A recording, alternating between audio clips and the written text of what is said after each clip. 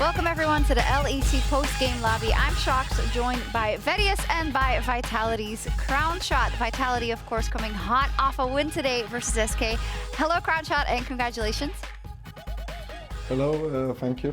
Yeah, good to see you, and I guess it was a very much needed win for Vitality's run in the playoffs. Tell me a bit about that game, of course, versus your ex-team, but you guys came off a couple of losses. What was different coming into that game today? Well, I think the game was very slow and controlled, and we got the picks we wanted pretty much, and we just played off our priors in lane and just played for dragons, and we knew SK is sort of a slow team, so if, also their team composition was very ultimate reliant, right? They had Hacker, Imrel, Orianna, so if we just countered their plays, like we did multiple times, and then just played off lane priors in the downtime, pretty much. We had 3 winning lanes. We knew it would be pretty easy. I think if I didn't mess up on the third Drake, it would have been a bit easier game because we could have probably had Soul earlier, but was still fine. Yeah, as said, it was a bit tough, but you seem to have found your stride in this one. What do you think you particularly did well, aside from maybe then the third Drake, that you guys will have to take into the next weeks to preserve your chances of making it to playoffs? Well, I think we played lane well. Despite getting ganked like 5 times, we managed to kill 2v2 and have pressure. And I think we played well around the map. Also, when they got the Ocean Drake, I made a call that we can just go Baron because they were all resetting, and Renekton was showing bot lane with no TP. So we kind of made like a good call, I guess. And after we got the Baron, it was pretty much game over because we can just push every lane and take all map control and then just play for dragons. And I also think we outscaled because they just don't have enough damage. They have no DPS. The Jhin even had like QSS second item. He could never kill our tanks, and me and the Zero were just much stronger. Yeah, it did seem that way. You were just able to finish off the game like that. I'd like to talk about kind of your role in the team. In the beginning, when you joined this roster, there was a lot of talk about how you would be part of the shot calling in the team and a strong voice. Is that still the case? How much has that actually been the reality then for the roster and for you, or has that changed? Yeah, I mean, I think people maybe misunderstand the word shot calling a bit, but I would say that I'm kind of decisive in the things I want to play and in the way I want to play and draft and all of this, and maybe that's what the team needed because they were feeling a bit unsure after their 1-6 start. So I just offered some like new energy and new motivation for them and maybe help them find their confidence again. I'm not sure. Mm-hmm. Yeah, that's what I would say. Yeah, I see. Yeah, maybe, I mean, we always hear these things about why people come into the roster or whatnot, but it also has to also happen that way in the end. And I can imagine it's pretty hard to come into a group, as you say, where they've had that bad start and they don't really know where their confidence is, because all the teams we talk to say that Scrim Vitality is so completely different than Stage Vitality. Have you also seen that so far?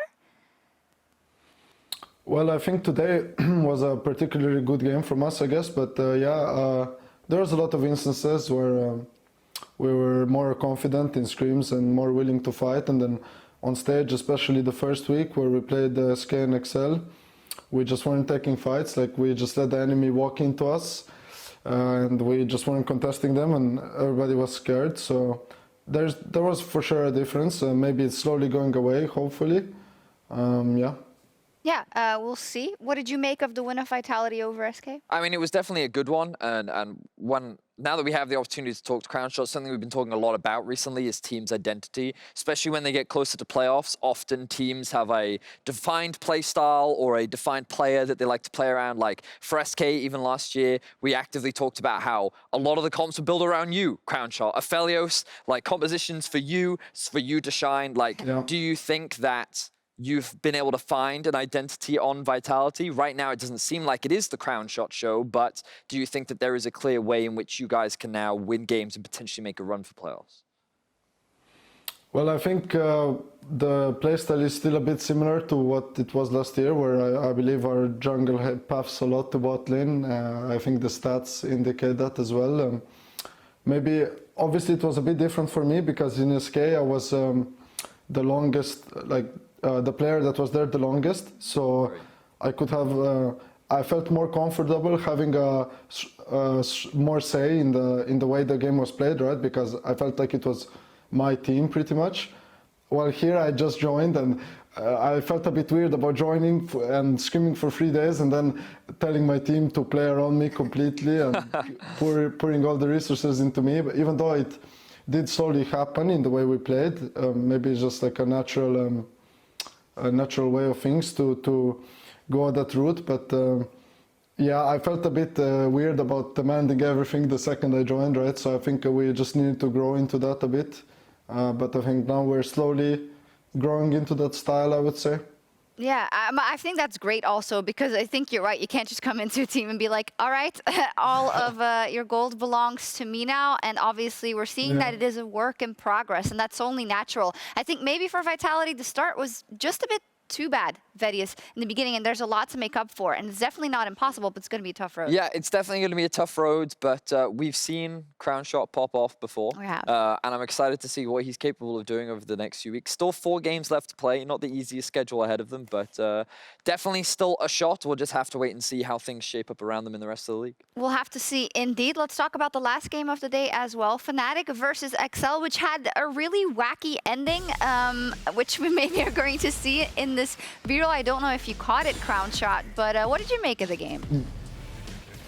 Yeah, I mean, I think when I saw the compositions, I thought that XL maybe had the better one, or both comps were a bit like not standard, I guess. But I think Fnatic is just very good at finding fights and outplaying people in fights constantly, and obviously they've always been known for that. And when I think Upset got a double kill bot side, I think the game was kind of hard after that, because when you pick Ashe Lulu into Senna Tankench, you have push early, right, and you can play off that prio. But when they messed up and lost the skirmishes, Fnatic pretty much just kind of ran them over slowly, and the Azir could never really get out of mid lane onto a side lane. He was always stuck against the Zoe.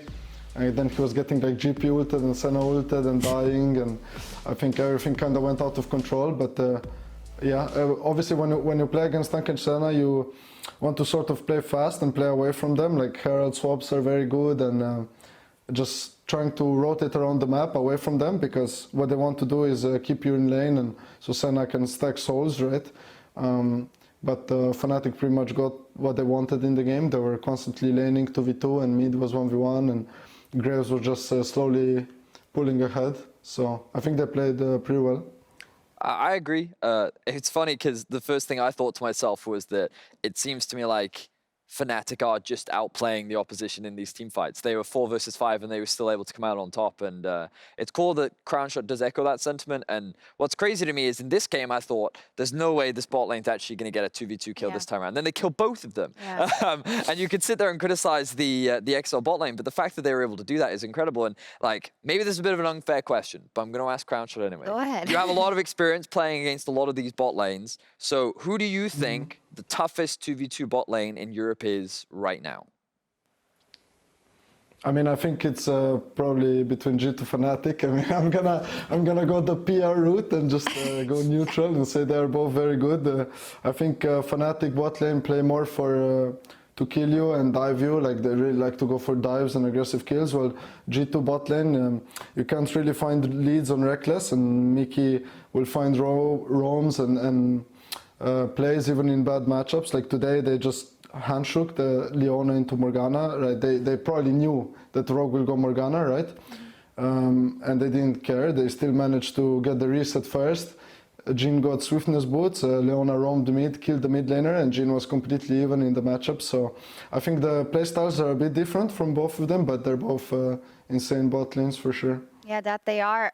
Viewers at home agreed. The Kia player of the game for this game was Upset with 38% of the votes. Vedi, it's been really interesting seeing kind of how that bot lane is going to evolve, or how it has evolved already, because Upset is not someone you historically identified with that really crazy plays, right? He would also do it, but he's also super reliable all the time. I think for Upset, for a really long time, I forget all of the support players that he's been with, but I think that very few have ever replicated the style that Hylissang has brought. And I think that for Upset, this has just been an opportunity to show a different side of him. And like, he's been very vocal about how he wants to be better than Reckless. He wants to sit at the top of the AD carry food chain. And I think that now he's with a support that kind of lets him play more of his style, more of that winning 2 versus 2. So I'm very happy for Upset because I think we do get to see a very different side of him. But at the same time, with great strengths do come great... What's the word? Weaknesses. That's the word I'm looking for. And I still get concerned about the fact that that bot lane doesn't seem to pay attention to when the enemy top laner has teleport. We saw it today. We've seen it a couple times throughout the split. I wonder if that will come to hurt them more in playoffs. But that is definitely something I'm still keeping my eye on. Yeah, it hurt last week, definitely. So we see that that's something that has to be cleaned up. Unfortunately, it kind of looks like that for all teams when they face G2 for now. Crowny, also earlier, you were the player of the game in your game. I know that some of the fans are getting a bit annoyed. It's like, well, Crowny has so many fans, and like when he's in the vote, he always wins. Maybe someone else deserved it. Is there anyone else on your team you want to praise for today's game? Yeah, I mean, I think Labro had some very nice team fights. I think the last one was especially good. Maybe I'll just start tweeting to give my teammates player of the game because, yeah, I see everyone getting annoyed that I'm always the one winning it. But yeah, I guess it just happens. I don't think I did much this game. I mean, I won lane and then I was just rotating around killing turrets, and then I guess I had the good last team fight where I just QSS'd, but it's like very basic. I think not much happened in the game, and in games like this people always honor the carries generally, like that get the most kills and stuff. But I think Labro played well, even after they ganked us early and he had like 2 devs, he was still playing well and properly, so I would say he played very well. All right, nice. A bit of props for the sports there as well, but congratulations nonetheless. Let's take a look at the standings where G2 have taken control in the fight for first after beating Rogue today.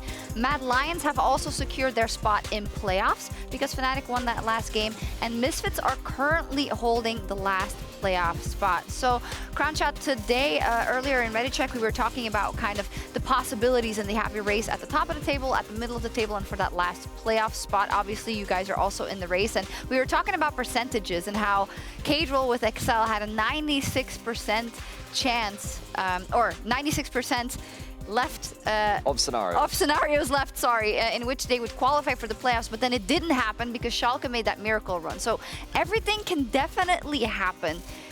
Do you believe that the comeback is on the cards for Vitality in this spring season? Well, I think it's definitely possible, I guess. I still remember, I think it was 2019 summer when I was in SK, and I think our chances of making playoffs were like 5% that week. But then Misfits beat Vitality, and then a lot of things happened, and then we ended up playing tiebreaker against Vitality that we could have won. So, and I remember then we had, like, making playoffs was never in our minds, right? It just sort of happened when things fell into place. So of course there's still a chance. I think we just need to focus on playing well and just showing good games at the end of the season. I think that's more important than specifically making playoffs, because I do believe it's a bit out of our hands. If certain teams win games, then we're just out. But that doesn't need to stop us from winning our games and showing confident play. Yeah, I like that a lot. Also looking at the bigger schedule, because we can't forget that a lot of this Vitality roster is newly configured. We have some faces that we haven't seen on that roster before all put together. Then the change with you just a couple of weeks ago, that does seem like something that may take a little bit more time, but in the same vein, you have to try and win the last games, of course, that are on the docket. So with that in mind, let's check out who you're playing tomorrow. We also have our match of the week, which is Rogue versus Mad Lions, closing everything out, and the camera is in front of it. But you're playing Excel. That is going to be an important one. That's a very important one for both. I mean, doable for both teams, of course. It's all about showing up on the day. What's going to be important when you take on Excel specifically, Crownshot? Well, I think Excel as a team also play a bit similar to SK. They like to take games slow and play more team fighty comps. And I think against those teams, it's just important to be decisive on the Dragons, be there first, set up correctly, manage, be contesting mid lane correctly, and pretty much just playing well, like playing good league, standard league. I think obviously draft will be important too, because they have some picks that they really like. And then I think we just need to play well. There's not much else to it. I think if we play like I know we can, I think our chance is pretty good. I know it's a hard question to answer actually, because of course you have to play well. Maybe there are some chances in the bottom lane for you tomorrow. We will see. We wish you the best of luck. Thank you. I'd like to take a selfie as well with you, since sure, okay. It's been a while. No problem. Should I don't think I'll take the Poro actually. I can hold him. You're gonna hold the Poro? Yeah. Okay, great. We have the emo Poro. Should I come closer or? No, you can stay where you are, because usually if you start moving, then it becomes more complicated. All right. Here we go. So ready? Yay! Wonderful. Great. That was very easy. With some players, it's very difficult to get it right. Thank you so much, Crownshot. Great talking to you as always. Thank you. Awesome. So good night, Thank you very everyone. much. But remember, you can also watch the LCS as Dignitas and TSM are going to kick things off over there. And we'll be back tomorrow for more League of Legends. Bye-bye. Bye.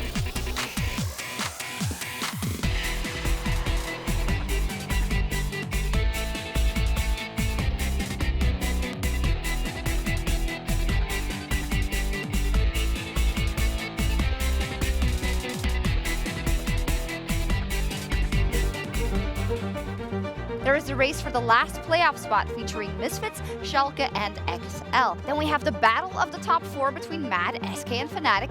And finally, we have the fight for first between G2 and Rogue.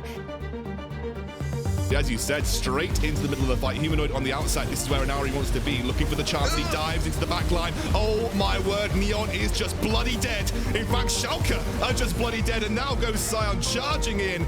And Elyoya and team have just absolutely crushed it here. Are just putting pressure onto MagiFelix in this mid lane. They're going to drop the Herald, potentially the Drowsy coming through. Are they going to go for the dive? MagiFelix tried, fake sealed, bops him under tower, and that is a kill for Vatio, and they will get a huge amount of plays off the back of it as well.